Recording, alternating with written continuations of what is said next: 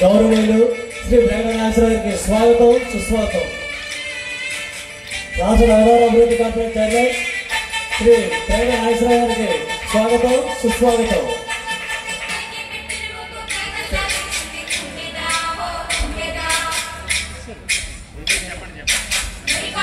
రాష్ట్ర రహదారుల అభివృద్ధి corporation chairman Yalamanchili Telugu Desam party incharge గౌరవనీయులు మాన్యశ్రీ పేద నాగేశ్వరరావు గారికి కార్యక్రమానికి చేసినందుకు స్వాగత సమాజంలో తెలియజేస్తున్నాం.